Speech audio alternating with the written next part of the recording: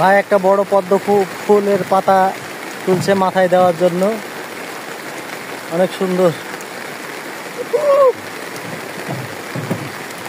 এদিক তাকাও, বৃষ্টির সেই ভেজা অবস্থায় জীবনের জন্য আমি একটি পদ্ম পাতা তুলেছি। আমার এই যে বাকি ভাই আমাকে পদ্ম পাতাটা তুলে দিয়েছে, বলেছে ভাই আপনি একটু ভিজবেন না, কোনো ভয় নেই। তারপর আমি পদ্ম পাতাটা নিয়েছি।